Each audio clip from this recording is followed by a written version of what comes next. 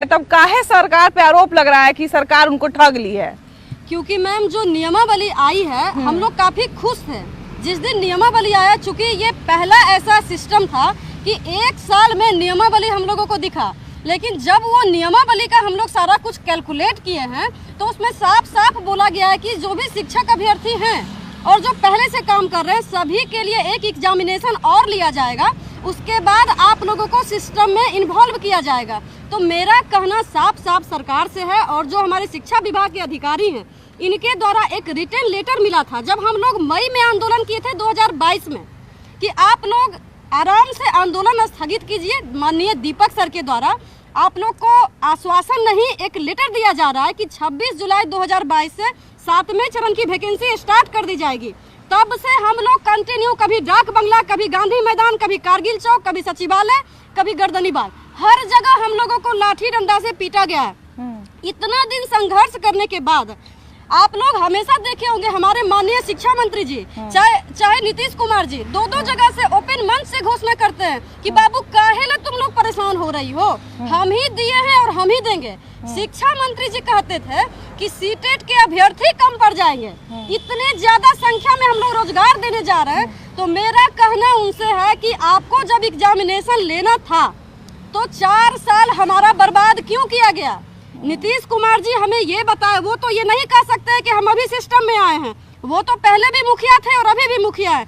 आखिर उनका क्या माइंडसेट था कि वो 4 साल लाठी डंडा से पिटवाने के बाद आज कह रहे हैं कि आपको एग्जामिनेशन देना है। प्रॉब्लम इस चीज से है, हम शिक्षक अभ्यर्थी कितनी बार एग्जाम दें, एग्जाम दे दिए उसके बाद रोड पे लाठी डंडा खाते, जब लेटर निकल जाता है उसके बाद आप ये कौन सा नया पेच लगाए कि अब हम आपके गुणवत्ता को एक और एग्जाम से प्रूव करना चाहते हैं। तो मेरा कहना है उनसे साफ साफ कि हम लोग पिछले साल से जब से आंदोलन कर रहे हैं तब से यही हम लोगों के मन में डर था कि हमारी वैकेंसी को चुनावी मुद्दा न बनाया जाए, और कहीं ना कहीं वो चुनावी मुद्दा बन गया है मैम। इसी वजह से सारे शिक्षक अभ्यर्थियों के मन में ये डर है। और जो ये कह रहे हैं ना कि हम बीपीएससी से बहाली लेंगे, आप लोगों के नजर से ये छुपा नहीं है कि बिहार एसएससी हो चाहे बीपीएससी हो, ये अपना एग्जाम खुद ट्रांसपेरेंसी से जब ऑर्गेनाइज नहीं करवा पा रहे तो क्या गारंटी है कि हमारे एग्जाम को ये ट्रांसपेरेंसी से लेंगे।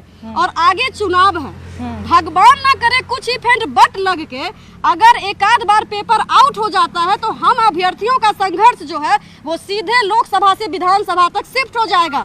इसी वजह से इसका इतना ज्यादा विरोध किया जा रहा है, क्योंकि गलती तो सरकार ने किया है ना, तो हम अभ्यर्थी अब इसको क्यों भुगते और कितना भुगते। कहते हैं कि हर संघर्ष का कुछ न कुछ अंत में अच्छा निष्कर्ष निकलता है। कृपया करके आप हमें ये बताएं, हमें एग्जामिनेशन चाहे जिस भी प्रोसेस से गुजरना था, आपके शिक्षा विभाग के आला अधिकारी के लेटर का कोई वैल्यू है या नहीं है? जब वो एक लेटर दिए थे कि बाबू हाथ जोड़ के विनती करते हैं, अब आप लोग धरना नहीं दीजिए। आज जब हम जा रहे हैं तो आज बोलते हैं कि ये क्वालिटी एजुकेशन के दिशा में एक पहल है। जब आपको क्वालिटी टेस्ट करना था तो शिक्षा विभाग के आला अधिकारी आपसे हम ये पूछना चाहते हैं, उस समय आपने क्या सोच करके ये बोला कि हम आपको डायरेक्ट बहाल करेंगे? हमने क्वालिटी प्रूफ किया ना। अगर आपको और एग्जामिनेशन लेना था तो 1 साल बाद क्यों, जब हम अभ्यर्थी इतना संघर्ष किए, आज रोड पे आ रहे लाठी डंडा खा रहे। लेकिन हम तमाम शिक्षक अभ्यर्थियों के तरफ से सरकार को और शिक्षा विभाग के अधिकारियों को भी ये मैसेज देना चाहते हैं कि हमारी फीलिंग के साथ आप बार बार मजाक नहीं कीजिए, हम लोग भी इंसान हैं और हमारे साथ आप न्याय कीजिए। हमारा 4 साल बर्बाद किए हैं, हमें ये डर है कि हमारी वैकेंसी को और 2 साल नहीं खींच दे ये लोग, और ये डर कहीं ना कहीं स्वाभाविक है, क्योंकि अगर इनके मन में ट्रांसपेरेंसी की बात होती तो ये पिछले साल ही बोलते कि बाबू हम आपका एग्जाम लेंगे, हम लोग रोड पे संघर्ष नहीं करते, लाठी डंडा नहीं खाते। ये तो डेमोक्रेसी है ना। डेमोक्रेसी में तो आप शिक्षकों की आवाज हो चाहे किन्हीं का भी आवाज है, वो तो सड़क से सदन तक अपनी आवाज बुलंद कर सकते हैं ना। ये कौन सा तंत्र चला है, हम यही पूछना चाहते हैं। ये जो राजनीति में बैठे हुए हैं इनके नजर में हमारी कोई भी वैल्यू है या केवल हम लोग एक वोट बैंक का शिकार हैं? बाप रे, ऐसा लाठी डंडा लेके मैंने पुलिस उतरा ना जी, डर के मारे हम साइलेंट हो गए, हम सब कहीं नहीं। ये देखिए मैम, ये 13 दिसंबर को जब हम डाक बंगला घेरने गए थे, घेरने नहीं गए थे, हम उनसे सवाल पूछने गए थे, उस समय हमें भी पुलिस के द्वारा खरोचा गया था और गिरफ्तार करने की कोशिश की गई थी। मैंने उनसे साफ साफ पूछा कि आप इतना ज्यादा राज्य में मतलब पुलिस प्रशासन इतना ज्यादा एक्टिव होता है, हम लोगों के ऊपर आपका लाठी चलता है। तो टीचर लोग के साथ ऐसा व्यवहार हो रहा है बिहार में। हम लोग क्या कल को स्कूल जाएंगे तो मैम हमें तो शर्म आएगा खुद को कि बच्चे पूछेंगे अच्छा आप वही है जिनको लाठी से पीटा गया था, आप वही है जिनको बीच चौराहे पे कभी जेल में घसीट के ले जाया गया था।